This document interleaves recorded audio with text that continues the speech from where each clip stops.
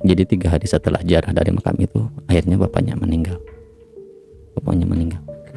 Pas meninggalnya itu hujan angin tuh gede banget. Hujan angin gede banget hujan anginnya. Dan pas mau dimakamin, makam itu jadi penuh dengan air. Oh. Jadi seolah-olah bumi itu nggak mau nerima gitu. Nunggu diserokin kan, airnya dibuang dari kubangan makam itu, dibuang penuh lagi.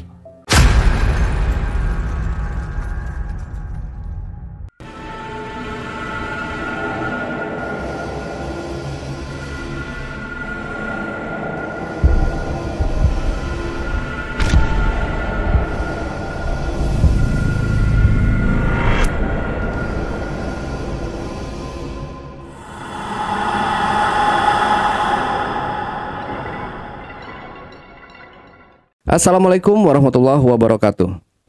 Ketemu lagi dengan saya, Ale, host Jejak Backpacker.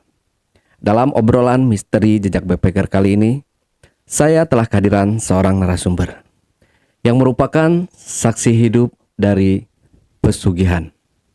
Seperti apa kisahnya? Langsung aja kita sapa narasumbernya. Assalamualaikum, Bang Ahmad. Ya, dari jauh kita nggak salaman jadinya nggak sampai ya, Bang ya. Apa-apa. Dari jauh juga udah sah.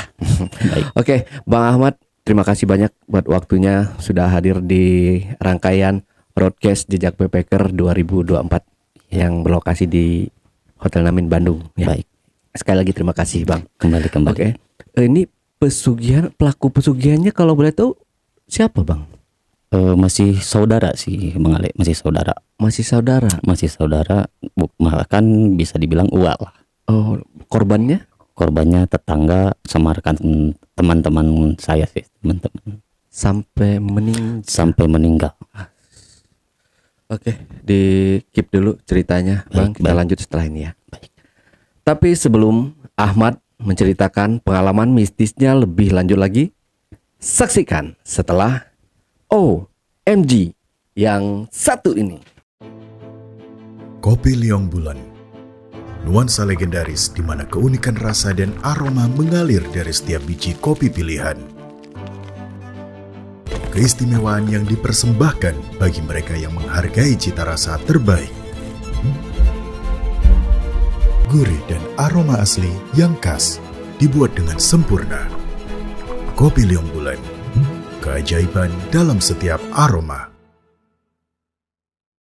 Oke, Bang Ahmad, biar lancar ceritanya, kita ngopi dulu. Silahkan, Bang Ahmad. Baik. Nah, ini ada. Ya, saya bawa dari Bekasi nih, kopi Liong. Cuma ada di Jawa Barat. Bismillah. Mantap ya, Bang ya. Oke, nah udah ngopi, biar nggak ngantuk. Bisa langsung cerita, Bang ya. Baik. Oke, silahkan, Bang Ahmad. Iya, assalamualaikum warahmatullahi wabarakatuh. Perkenalkan, nama saya Ahmad. Bang Ali, di sini saya ingin bercerita pengalaman saya waktu itu tahun 2004-an lah kalau lebih. Ini masih terikat sama saudara sih sebenarnya. Nggak jauh-jauh amat. Saya punya keluarga itu punya mama 4 bersaudara, yaitu perempuan semua. Mama saya adalah anak yang kedua, dan yang kita sangka atau yang kita duga bahwa pelaku pesugihan ini adalah kakak pertama dari mama saya. Oke. Baik. Mengapa kita bisa menyangka ke beliau? Karena banyak sekali yang akhirnya kita bisa mencurigai ke beliau, karena masih banyak sekali yang akhirnya kayaknya ini deh pelakunya gitu. Jadi di kala itu saya punya bukan teman sekolah sih, masih di atas kakak saya sih. Saya waktu itu kelas 6 SD dan korban ini mungkin kelas 2 SMP lah. Tiba-tiba beliau tuh sakit, hampir seminggu sakitnya, dibawa ke rumah sakit, tapi dicek lab dan cek segalanya itu nggak ada sama sekali penyakit yang diderita. Akhirnya sama pihak keluarga dibawa ke rumah. karena sakitnya itu bisa keluar darah dari telinga, dari mata, bahkan sampai dari hidung, dan perutnya itu mengembung, perutnya kembung. Akhirnya 1 minggu kemudian korban ini meninggal. Pas setelah meninggal terus Itu tiba-tiba meninggal. iya, karena memang di rumah sakit memang nggak ada sekali yang nggak ada penyakitnya, gitu. Yang jadi telatnya mungkin karena setelah meninggal ini saudara dari korban ini ada yang kerasukan. Sebenarnya saya tuh mati belum waktunya, katanya begitu. Belum waktunya, coba klik saja kuburan saya, itu bukan saya, katanya. Itu sama, karena memang zaman itu di kampung kita memang nggak gali dia untuk menggali kembali lagi kuburan. Akhirnya kita tahan lagi lah, kita keep. Jadi keluarga itu nggak mempercaya orang kesurupan, karena yang kesurupan kan itu bisa aja jin yang memang membuat kita menjadi salah paham akhirnya sama keluarga begitu. 1 tahun kemudian maaf, kembali lagi ke yang korban pertama ini. Pas sakit sebelum meninggal tuh ditanya sama keluarga, kamu ini sakit kenapa? Nggak tahu, katanya. Cuman waktu itu saya dikasih uang sebesar 10.000 dari si pelaku tersebut yang kita duga. 10.000 dengan alasan, tiba-tiba aja gitu di pinggir jalan dia dikasih uang gitu, terus saya terima, dan nggak lama kemudian akhirnya dia sakit gitu. Ini kita masih belum menyangka ke sana, masih belum menyangka ke pelaku. Nah, yang korban kedua sama, dia juga masih muda ya, laki-laki juga masih. Jadi ini kayaknya si pelaku ini nyari korban yang memang masih muda dan masih berjaka kayaknya gitu ya. Yang ini sakitnya sama, sampai keluar darah dari telinga, dari mata, perutnya mengembung, ciri-cirinya sama lah. Terus pas sakit ini ditanya si korban ini, korban kedua ini, apa yang kamu lakukan? Nah, si korban ini ngakunya gini, tadi pas saya nyambit rumput ya, kalau di Bandung ngarit kalau di Bandung. Nah, nyambit rumput di kebun si pelaku, saya minum air kelapa, karena di situ ada air kelapa, ada sesajen gitu ya. Saya minum aja karena saya katanya nggak percaya dengan hal yang seperti itu. Akhirnya diminum. Nah, malamnya langsung sakit si korban yang kedua ini. Malamnya langsung sakit. Itu sakitnya seminggu, sama seperti itu juga, dan nggak lama meninggal pula. Meninggal. Terus si saudara dari korban kedua sama mengalami kerasukan. Saya juga korban dari si pelaku ini, katanya gitu. Itu korbannya udah ada 2 tuh, dari tahun pertama, tahun kedua. Nah, di tahun ketiga ini korbannya seorang perempuan, cuman dia lagi mengandung, tapi nggak sampai meninggal sih si kakak ini. Sebut saja Mawar ya gitu ya. Si Kak Mawar ini dia lagi mengandung, hamil kurang lebih 6 bulan. Nah, tiba-tiba dia tuh sering kerasukan. Selama kerasukan ini mungkin jarak 2 jam sekali kerasukan, dan itu banyak sekali ustadz yang meruqyah, yang ngobatin, itu nggak sanggup, karena ini kirimannya katanya udah kuat banget, sampai kalah ustadznya. Ya begitu. Terus pas lagi kerasukan ini dia selalu mukul-mukul perut. Jadi dia mintanya, saya mau anak ini, biarin anak ini saya bawa, katanya begitu. Nah, pas nanya lagi ke satu orang pintar kali ya, ini bisa sembuh dengan diobatin dengan lobster yang harganya mungkin waktu itu katanya 40 jutaan waktu itu. Waduh. Bisa sembuh kalau diobatin dengan lobster yang 40 jutaan, dan itu harus dari negeri seberang nyarinya, impor ya gitu. Nah, akhirnya karena suaminya kebetulan ini orang kantoran, rela nyari yang harus menjadi syarat buat istrinya sembuh gitu. Nah akhirnya karena dia itu udah beberapa bulan dia tuh nggak sembuh sama orang pintar, otomatis dong yang namanya tetangga, keluarga tuh banyak yang jenguk, kecuali satu keluarga pelaku ini yang nggak pernah sama sekali menjenguk ke si Mawar ini. Oke. Akhirnya mungkin anak-anaknya memang udah menjenguk anak-anaknya, cuman si pelaku ini yang kita sangka pelaku ini nggak pernah sama sekali menjenguk. Anak-anaknya nanya dong ke bapaknya, kenapa sih Pak, bapak nggak mau nengok si kakak ini? Katanya, bapak sibuk, padahal kerjaannya cuman ngojek ya, istrinya kerjanya tukang kreditin barang kayak gitu Bang Ali. Nah mungkin karena akhirnya dia merasa, aduh kayaknya gua harus nengok nih, mungkin ya, karena banyak tetangga udah pada nengok ke sana gitu. Akhirnya dia maksain tuh nengok si Mawar ini dengan membawa yang namanya kacang panjang. Kalau menjenguk orang sakit kan biasanya kita kita bawa sesuatu gitu ya. Nah ini si pelaku ini membawa kacang panjang ke rumahnya si Mawar ini. Tapi pas si pelaku ini datang, si Mawar ini malah menjerit-jerit, makin menjadi-jadi. Dia malah ampun kayak gitu, minta ampun. Akhirnya si pelaku ini malah marah dong, balik lagi ke rumah. Ini yang bikin gua malas buat nengok dia, pasti kayak gini katanya gitu. Nah masyarakat yang di sekitar akhirnya makin curiga dong sama si pelaku ini, karena memang udah tiga kecurigaan ke beliau. Nah, kacang panjang yang dikasih sama si pelaku ini katanya itu bukan kacang panjang, kata si Mawar ini itu ular semuanya. Di penglihatannya itu ular semua kayak gitu. Akhirnya singkat cerita diobatin lah si Mawar ini dengan yang lobster tersebut, sembuh Bang Ali. Tapi anaknya lahir dengan tidak normal itu anaknya lahirnya kayak kurang. Mungkin karena waktu hamilnya sering dipukul-pukul juga ya sama ibunya. Sebulan kemudian anaknya meninggal. Begitu si Mawar ini.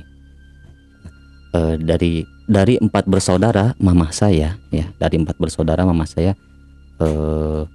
si kakak ini, si Uwa ini, dia yang paling di segi ekonomi dia yang paling oke lah. Itu kita nilai dia paling oke. Padahal kerjanya cuman ngojek loh. Suaminya cuma ngojek. Si istrinya cuman ngeditin barang kayak gitu. Nah, ada lagi satu kejadian ya. Ini sebut aja perempuannya kakaknya si Siska gitu ya. Sebut aja Siska. Nah, Siska ini dia lagi ngandung juga. Terus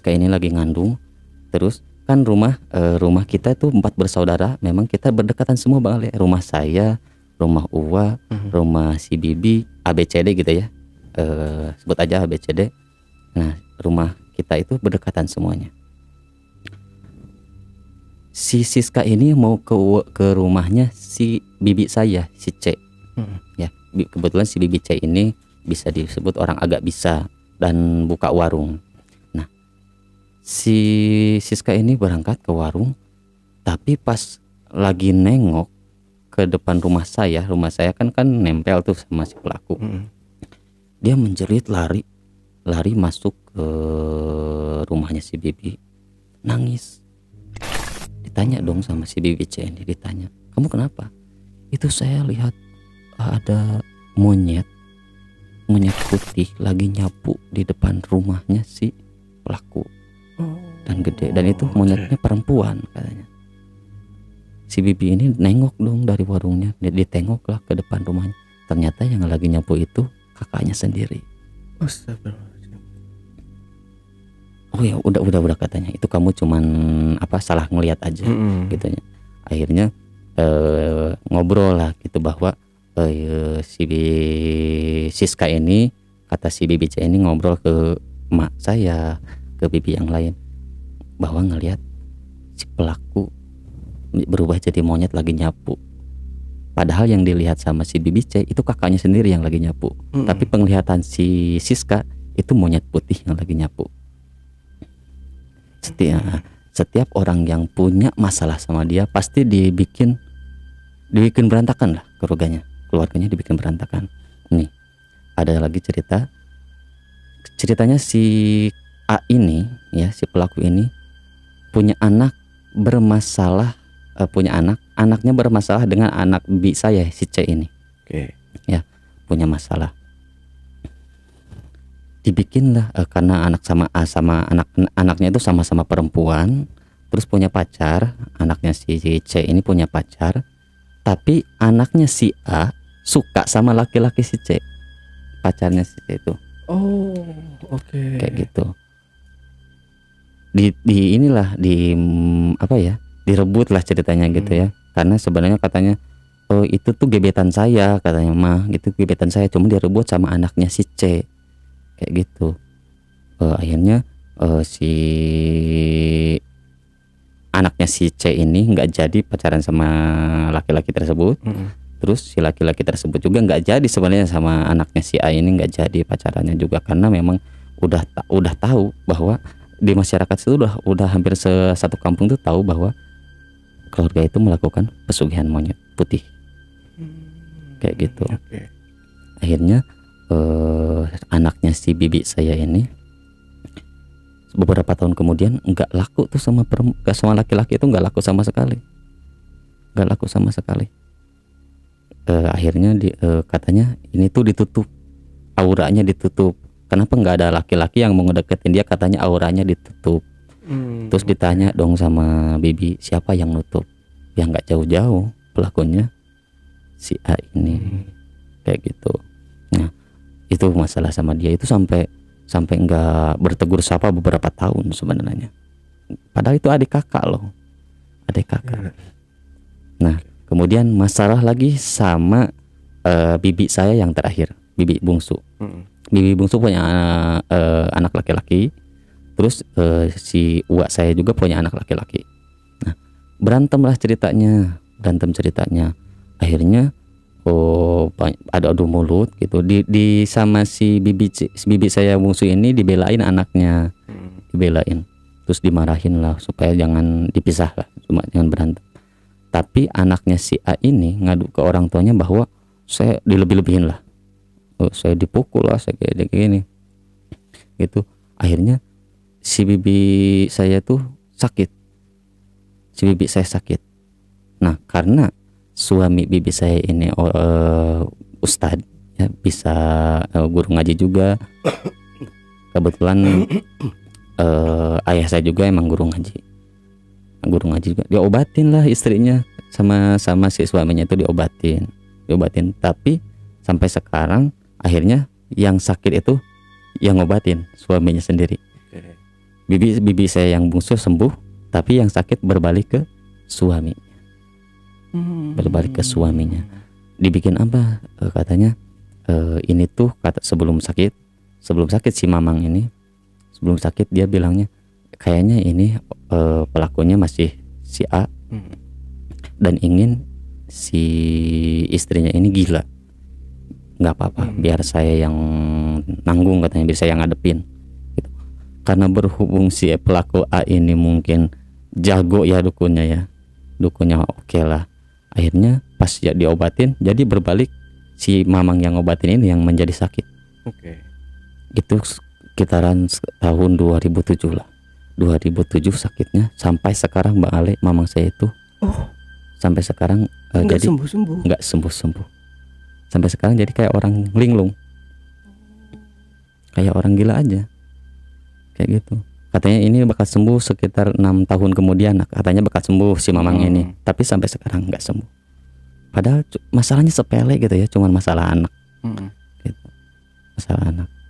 Nah, kemudian si sakit ini pas lagi sakit, dia sering ngimpi rumahnya itu didatengin yang namanya monyet putih di atas rumahnya. Di atas rumahnya sering ngerasa bahwa ada sesuatu yang aneh gitu ya, sesuatu yang aneh. eh, kalau di dalam mimpi bibi saya tuh ngerasa ada monyet putih di atas gentengnya kayak gitu. Itu hampir setiap malam katanya ngimpi kayak gitu.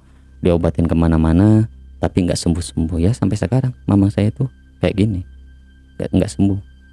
Karena memang mungkin jago juga ya kali ya dukunnya. Nah, singkat cerita, si pelaku ini sakit lah. Sakitnya tuh nggak sakit. Jangan ke situ dulu ya. Ada satu lagi cerita. Nah, punya cucu perempuan. Oke. Punya cucu perempuan. Dia tuh bisa dibilang matre kali ya. Si cucu perempuan ini matre, dan memang keturunan dari atasnya memang udah matre kayak gitu. Ada laki-laki yang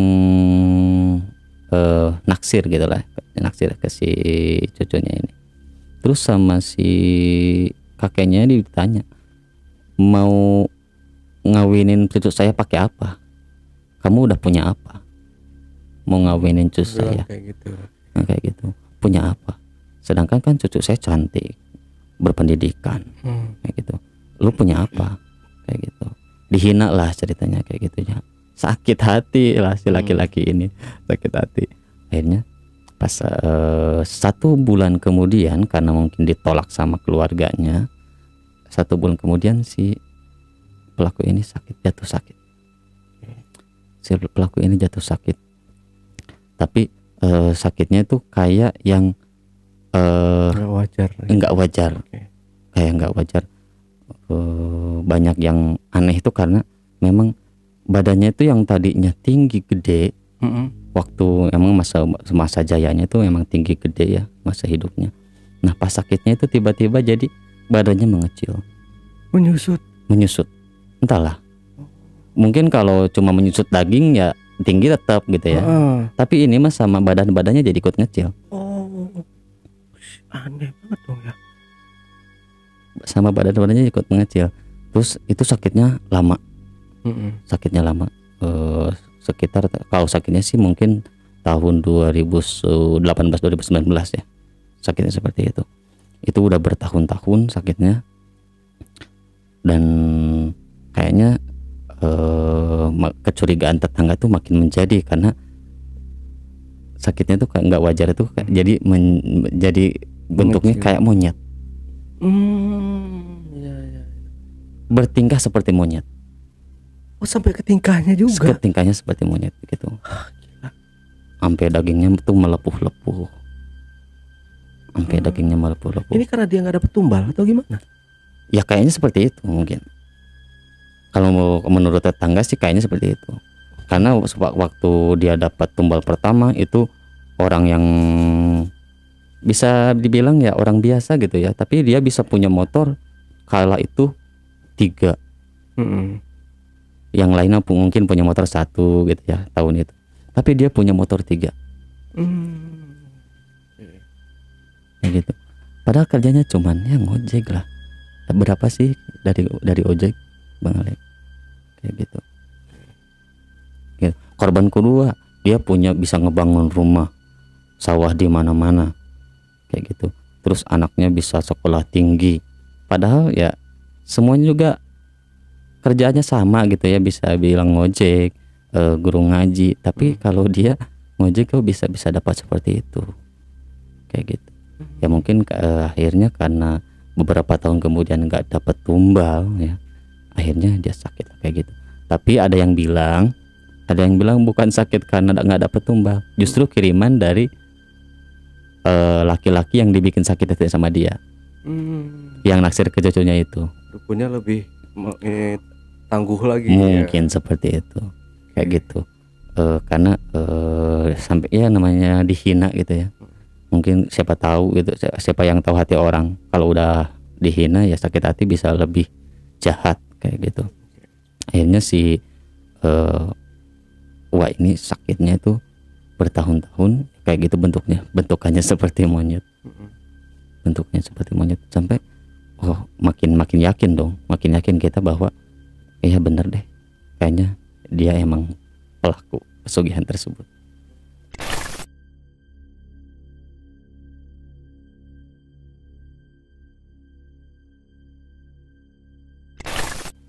Bertahun-tahun. sampai pas mau meninggalnya itu susah. Oke. Selesai. Mau meninggalnya itu susah sekali, sampai harus ziarah ke makam neneknya lah supaya karena mungkin orang keluarganya udah ngerasa daripada ya bapak saya sakit-sakitan, udah deh mendingan direlain aja gitu kan.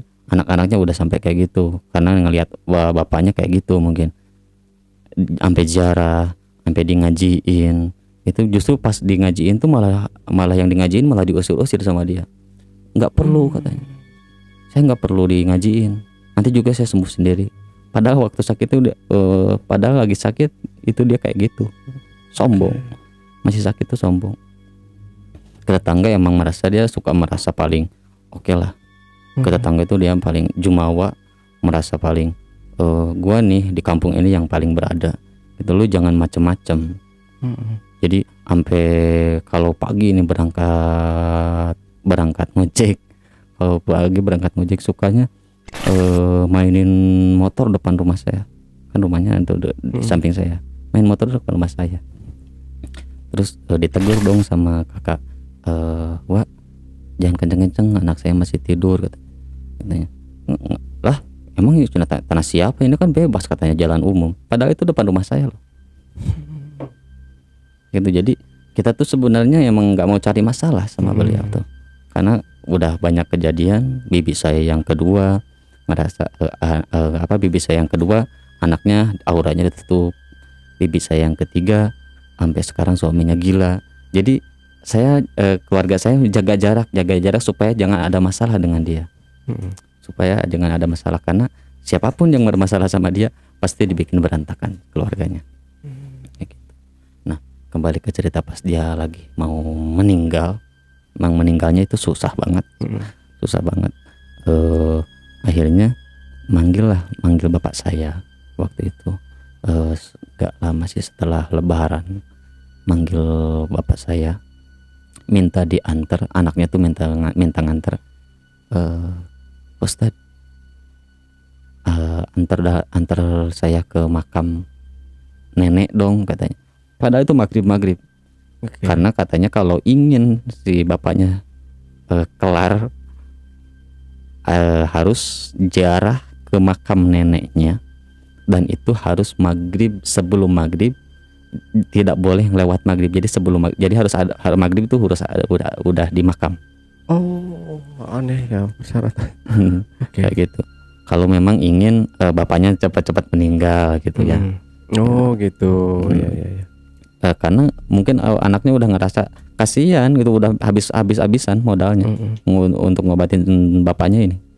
Tadinya udah punya motor 4-3 gitu ya, habis gila ya, buat ngobatin bapaknya. Jadi hartanya itu hilang, berangsur-angsur habis. Berangsur-angsur habis karena memang ya mungkin uang setan dimakan jin ya, kayak gitu ya, hilang aja. Sampai sekarang keluarganya tuh berantakan. Anak-anaknya yang tadinya rumahnya berdekatan jadi pada berjauhan semenjak ayahnya meninggal ini. Nah, pas lagi ziarah di makam itu, tiba-tiba pas lagi ziarah di makam, bapak saya sama anaknya ini lagi ziarah itu hujan besar, hujan angin gede banget. Hujan angin gede banget. Terus bapak saya kan nggak persiapan, emang nggak persiapan bawa payung, karena nggak pas sore itu nggak kelihatan bakal hujan. Tapi pas lagi ziarah itu tiba-tiba hujan gede di makam, dan angin pun kencang katanya. Itu makam juga makamnya bukan makam keluarga, makam yang besar, makam gede. Oh, pemakaman umum. Karena ayah saya memang ustadz gitu ya, saya ustadz, orang ngerti agama gitu.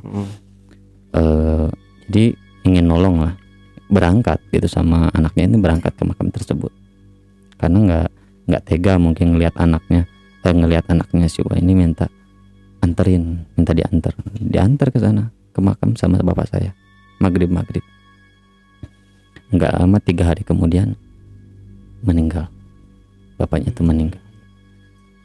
Sampai saya nanya ke bapak saya, Bapak ngapain gitu, maksudnya maghrib mau nganter dia ke sana, padahal dia aja kan udah melakukan banyak kejahatan gitu katanya. Cuma nggak, bapak saya enggak deh katanya, kasihan juga kan ngelihatnya, kasihan melihat keluarganya, dia udah habis-habisan buat ngobatin bapaknya tersebut. Jadi 3 hari setelah ziarah dari makam itu, akhirnya bapaknya meninggal. Pas meninggalnya itu hujan angin tuh gede banget, gede banget hujan anginnya. Dan pas mau dimakamin, makam itu jadi penuh dengan air. Jadi seolah-olah bumi itu nggak mau nerima gitu. Nunggu diserokin kan, airnya dibuang dari kubangan makam itu, dibuang penuh lagi. Padahal bukan musim hujan. Memang hujan, tapi bukan musim hujan. Itu juga pemakaman umumnya itu di dataran tinggi loh Bang Ale, bukan dataran rendah. Mungkin kalau dataran rendah ya mungkin bisa maklum lah ya, dataran rendah mungkin bisa dibilang di situ ada mata air gitu ya, wajar. Tapi ini tuh pemakaman umumnya itu di dataran tinggi.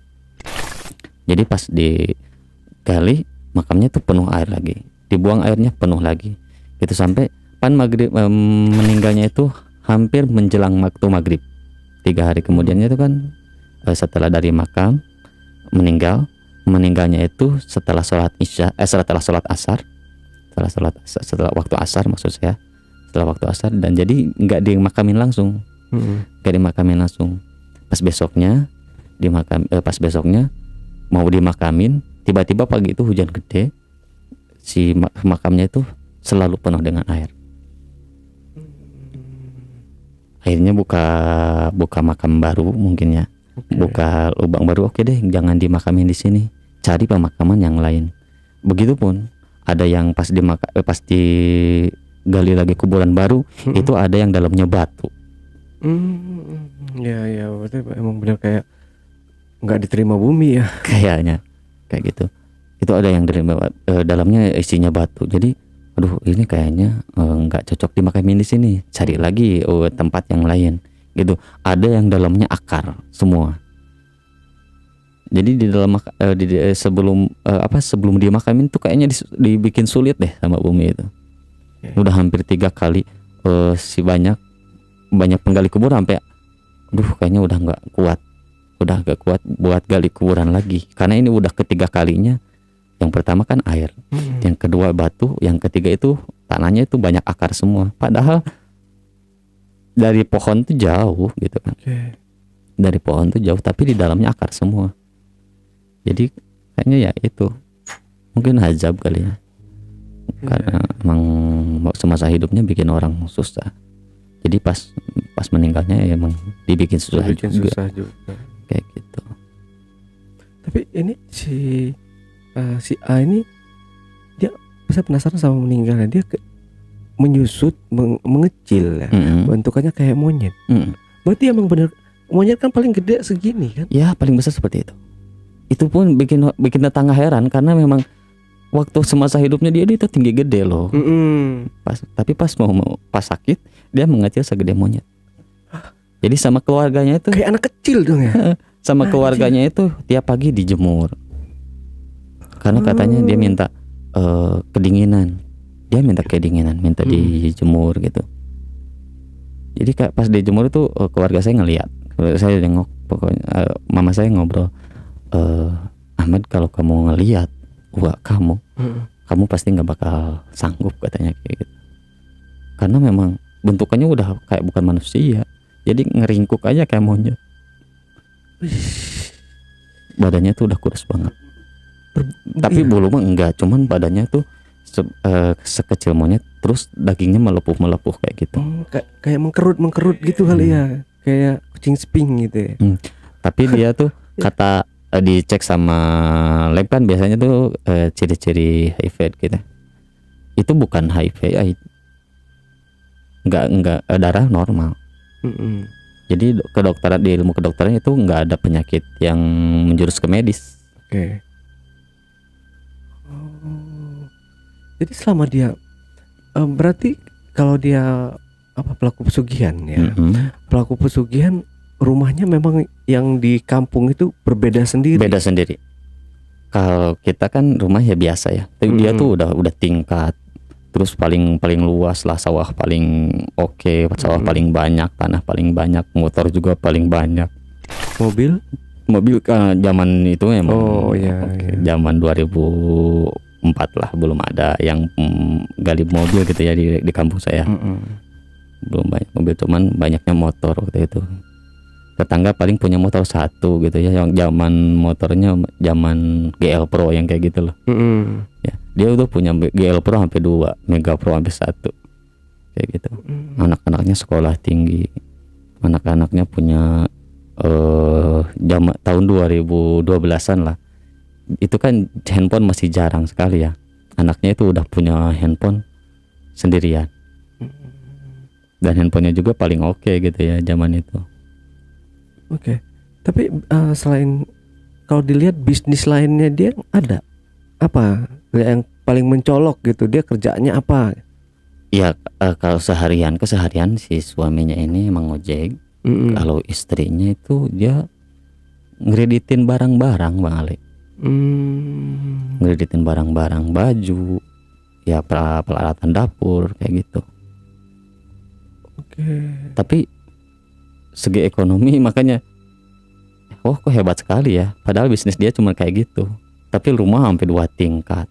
Rumah sawah sampai beberapa gitu. Motor sampai punya 4. Padahal bisnisnya cuma itu. Jadi orang-orang tuh makin tanda tanya semasa hidupnya dia. Kayak gitu. Tapi kalau untuk kesehariannya si orang ini biasa aja gitu, kayak orang pada umumnya. Biasa, ibadah, sholat gitu, kayak gitu. Cuman kalau waktu Jumat, saya jarang ngelihat di Jumatan. Karena alasannya ya Jumatannya di tempat ojek gitu kan, gitu. Yang ngojek kayak gitu. Tapi enggak lah, kalau menurut saya waktu ngojek nggak mungkin deh kayaknya dia. Tapi kalau untuk anak apa namanya dari hubungan sedarahnya dia itu kayak anak kandung atau cucu. Ya, itu ada yang jadi korban. Ada yang jadi korban. Cucunya sendiri jadi korban. Jadi pas tahun mungkin itu kan kejadian tahun 2004, 2005, 2006 ya. Tahun 2008-an. 2008 anaknya ini lagi ngandung. Anaknya ngandung sering kerasukan. Padahal rumahnya nggak jauh-jauh juga dari orang tuanya. Mungkin karena memang si orang tuanya ini nggak dapat korban ya. Jadi si jin minta yang sedara aja kayaknya kayak gitu. Gitu. Nah anaknya ini lagi ngandung sering kesurupan. Kalau di toilet katanya ada perempuan di belakang katanya. Terus sering nanya, udah berapa bulan anak-anakmu? Nanti saya tunggu ya, anakmu saya ambil katanya kayak gitu. Itu pas kesurupan sering seperti itu. Akhirnya pas ngelahirin memang anaknya, cucunya ya berarti meninggal. Cucunya meninggal. Jadi trauma, si anaknya ini trauma sama keluarganya sendiri. Mungkin karena anaknya juga ngerasa bahwa tetangga udah mulai curiga deh. Tetangga kayaknya udah mulai curiga deh sama keluarga kita. Anaknya mungkin nggak menutup-nutupi ya, tapi dia nggak mungkin nggak dengar bahwa orang tuanya melakukan hal seperti itu. Pasti anaknya juga ngerasa dengar lah selentingan bahwa bapakmu melakukan pesugihan kayak gitu. Oke. Nah tapi kan kita kayak Bang Ahmad sama si pelaku ini kan saudara ya. Apa tadi? Uwa ya. Berarti Bang Ahmad ini keponakan ya? Ponakan. Itu kan biasanya kalau kita dalam runutan keluarga gitu kan pasti pernah berkunjung gitu ya ke rumahnya. Entah itu pada saat lebaran atau gimana. Ini Bang Ahmad pernah masuk ke dalam rumahnya gitu? Sering, waktu saya kecil emang sering ke rumahnya. Cuma ada satu kamar yang memang jadi tersembunyi dan itu kayaknya kumuh banget kamarnya. Ada satu kamar yang Jadi bisa dilihat dari segi rumah yang lain gitu ya. Di dalam rumahnya itu kamar-kamarnya bagus. Tapi ada satu kamar yang nggak boleh direnovasi, katanya kayak gitu. Nggak boleh direnovasi dan itu nggak diisi sama siapapun. Kalau bisa dibilang tempat penyimpanan barang gudang atau tempat penyimpanan beras, beda lah itu kan ya. Itu kamar bentukannya. Dan untuk penyimpanan beras itu kan biasanya di dapur. Tapi ini ada di jajaran kamar, tapi satu kamar ini beda dari yang lain bentukannya. Jadi kalau yang lain mungkin udah direnovasi, dikasih keramik, terus pintunya bagus. Yang ini satu beda. Itu yang bikin mencolok gitu. Tapi karena memang saya masih kecil, udah nggak curiga ke situ, cuman nanya, Wak, kenapa kamar ini nggak dibenerin gitu? Wah, biarin katanya, itu kamar banyak kecoaknya katanya. Sering saya ke rumahnya. Berarti nggak ada iseng gitu, ngintip gitu? Oh enggak ngiseng, enggak penasaran, karena mungkin kalau sekarang saya udah dewasa mungkin saya bisa gitu ya, ada curiga gitu. Cuman karena itu waktu itu kecil ya, orang tua bilang banyak kecoaknya, ya udah saya nggak berani kepo gitu, nggak berani mau tahu, nggak cari tahu lebih dalam bahwa kamar itu apa sih dalamnya kayak gitu. Oke, ini saya kurang paham Bang Ahmad ya dengan kayak pesugihan kera putih ya. Ya kalau yang sebelum-sebelumnya banyak kan pesugihan sate gagak atau pesugihan-pesugihan kayak dia menuhankan Nyi Roro Kidul atau yang lain-lain gitu. Yang pastinya semua pesugihan itu kan bersekutu dengan iblis. Iya. Nah, ini kayak pesugihan kera putih ini saya baru denger ya.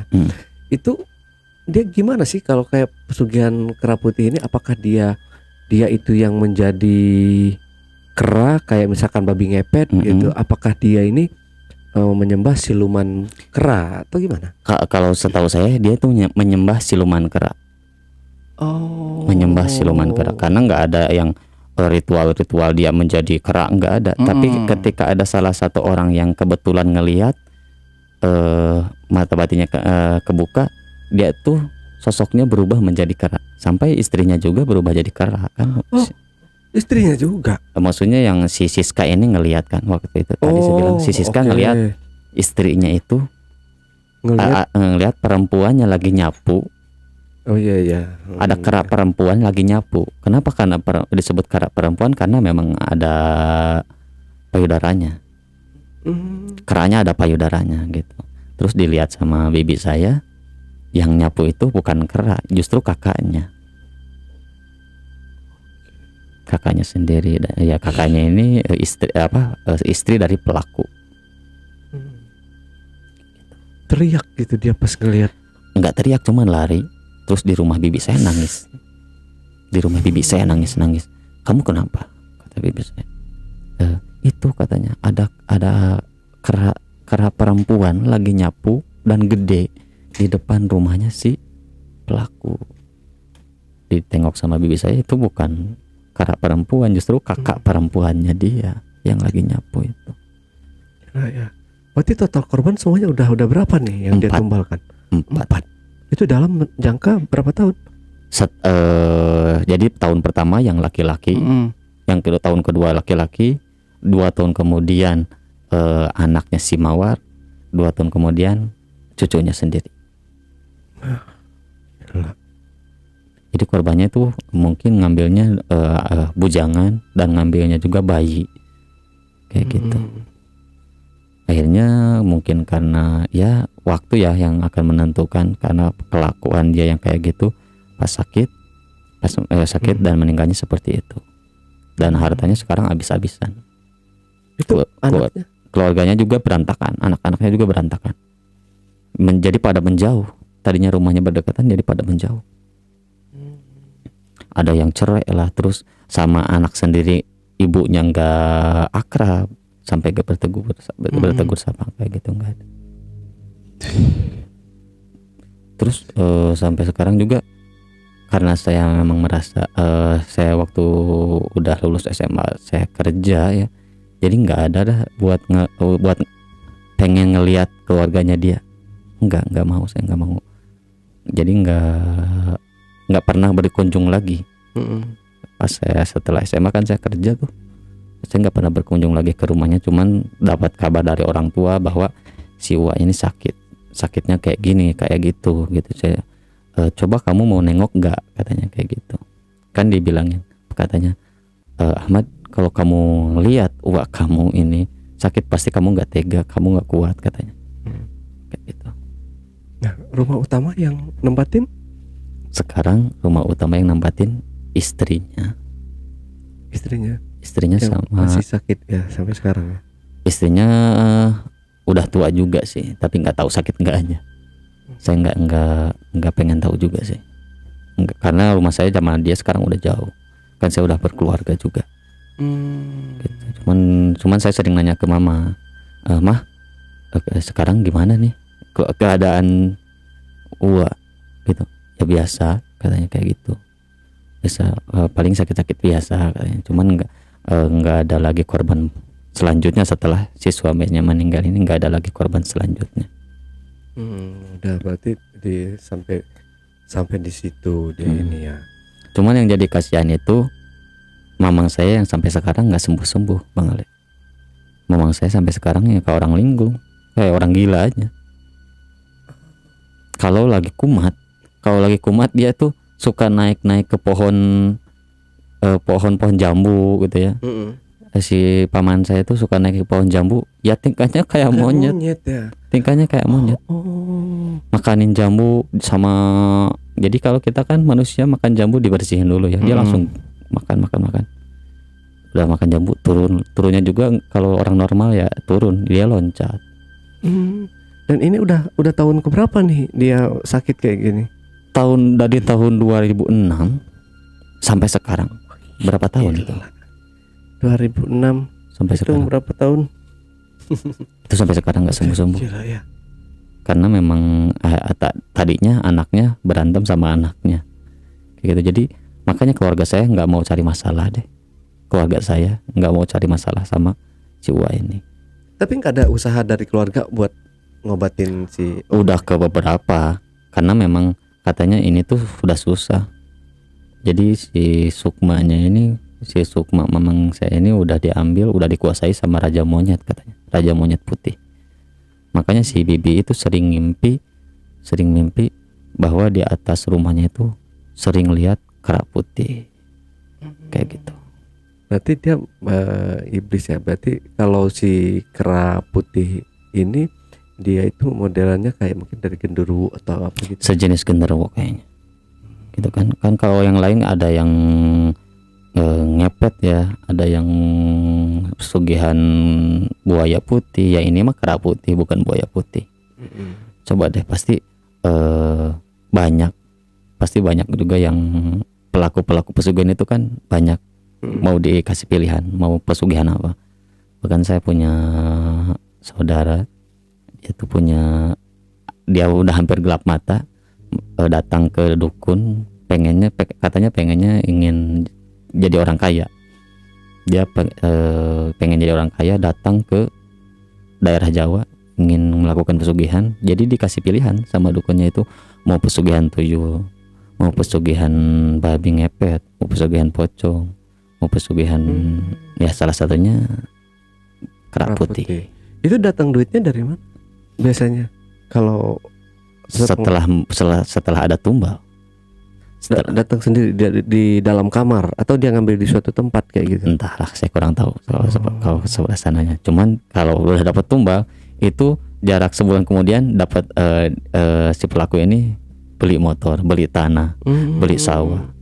Mungkin yang itu tadi ya, yang apa, kamar kosong itu tadi ya tiba-tiba nongol di situ. Dan itu nggak boleh ada yang mau ketika saya masih kecil tuh nggak boleh saya masuk situ. Pengen tahu, wah itu dalamnya apa sih? Kamar katanya. Cuman jangan ke sana, banyak kecoa. Ya namanya anak kecil, kalau dilarang ya udahlah. Gitu. Mungkin kalau saya sekarang udah dewasa kayak gini, jangan ke sana. Suatu saat kayaknya saya harus lihat deh gitu dalamnya apa. Tapi waktu karena masih anak kecil, dilarang sama yang punya rumah nggak boleh ke sana, ya enggak. Karena kamar itu emang kumuh, dia dibandingin kamar-kamar yang lain tuh beda. Terus kalau kamar yang lain kan pakai pintu, Nah, kalau itu ada pintu tapi di depan pintunya ada kain jarik batik. Jadi sebelum pintu itu ada kain jarik dulu, ditutup dari atas. Jadi kita nggak bisa ngintip gitu. Jadi kalau mau masuk juga buka kain jarik baru buka pintu. Kayak gitu. Oke, ya. Pelaku pesugihan memang nggak ada otak ya.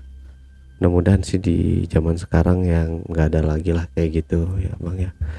Dan si omnya ini ya, kelewatan. Tadi dijanjikan sama sembuh dalam 6 tahun ya. 6 tahun kemudian, tapi sampai sekarang nggak Sekarang sembuh. belum sembuh. Ada yang kurang kali atau sajennya atau apa gitu? Nggak. Kalau yang ngobatin katanya ini tuh udah rajanya kera yang menguasai dia. Jadi kalau raja jin ya raja jin gitu kan. Jadi ini raja jinnya kera udah menguasai dia. Jadi nggak bisa katanya disembuhin. Kalau raja jin kan sudah dimakan ya sama Dede Inun. Ya, ya kan? Raja jin itu kan ya. Iya. Oke, Bang Ahmad, sampai di sini ada yang ditambahkan lagi nggak kira-kira? Ada yang terlewat mungkin? Silakan. Apa ya? Kalau menurut kayaknya ceritanya itu aja sih. Pesan-pesan buat penonton. Mungkin, silakan. Nah, pesan buat penontonnya ya. Kalau menurut saya sih jangan sampai nyakitin hati orang. Betul. Karena kalau udah sakit kita nggak tahu ya. Mungkin hati orang itu setelah sakit itu mau berbuat apa. Karena si Wa ini kalau kata yang lain bilang dia tuh sakitnya bukan karena dia nggak dapat numbal, tapi kiriman dari orang yang dia hina. Gitu, akhirnya dia sakit sampai mau meninggalnya susah. Oke, Bang Ahmad, silakan di kopi lagi liongnya. Udah dingin nih kena AC jadi. Baik. Oke, silakan ya, Bang ya. Oke, Backpacker, itulah tadi obrolan misteri jejak Backpacker bersama narasumber kita, Bang Ahmad. Jangan lupa untuk selalu support channel YouTube Jejak Backpacker, subscribe, like, komen, dan share sebanyak-banyaknya video-video YouTube Jejak Backpacker.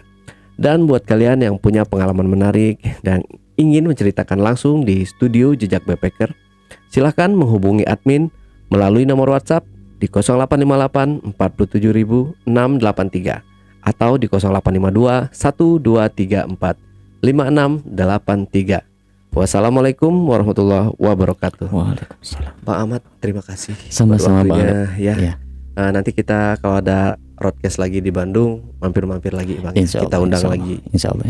Oke, terima kasih dan wassalamualaikum.